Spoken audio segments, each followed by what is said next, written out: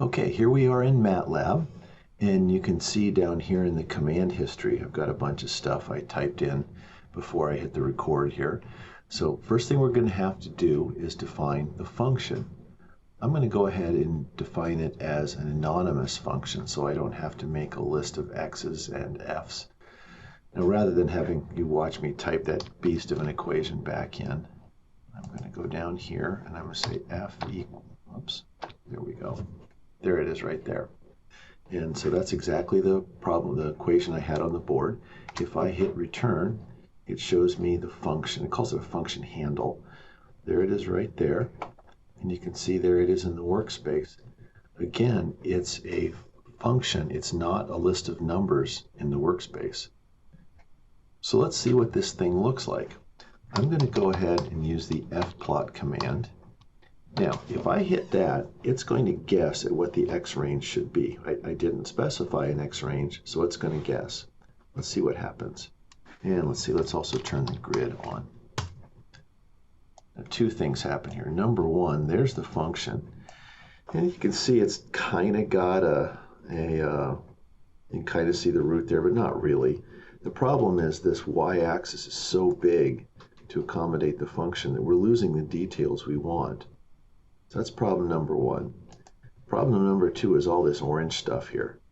Now, this is a warning, not an error. So it didn't stop the function from running, but it's telling me that if I vectorize, right there, it says properly vectorize. If I vectorize, I can get the thing to run faster. Well, it doesn't really matter here, but it will matter in general. So let's pull the function back up. And what they mean when I vectorize is put those dots in here that I've been talking about.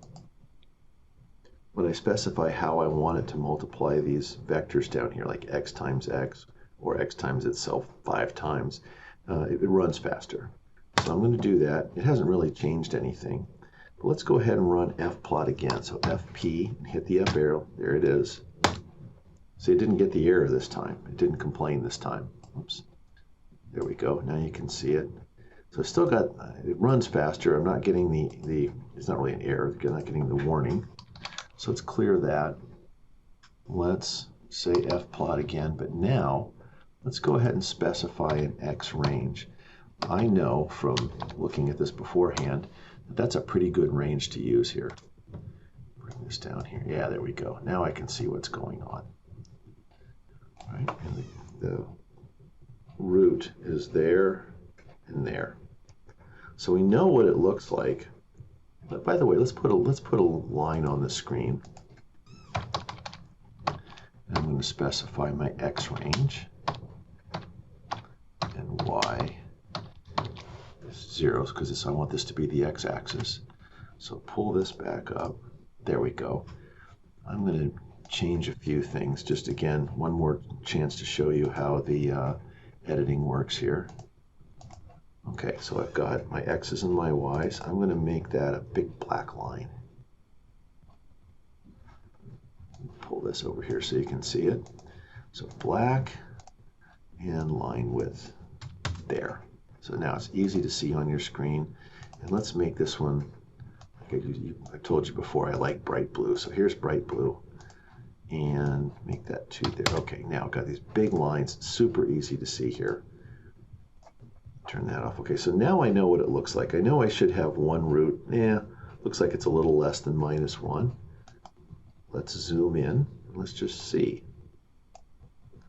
Oh, between -0.95 and -0.1. I don't know exactly because this is a straight line between 2 points. And the actual function isn't really straight, even at this scale. But it's close. So zoom out. Let's go over here. So one's around -0.1 maybe.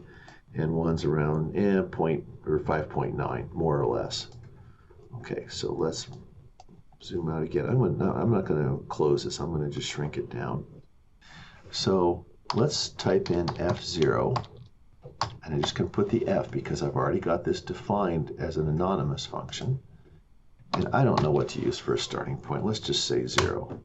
Well, let's see, -0.9848. That must be one of the roots.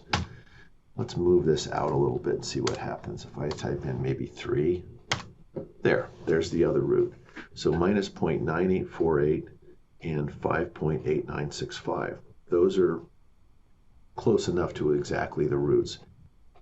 The fzero command has a tolerance in it that specifies how close you want to get to the answer before it stops, because all algorithms have to have a stopping point, and that I can't remember what the tolerance is, but it's like 10 to the minus 6th or something.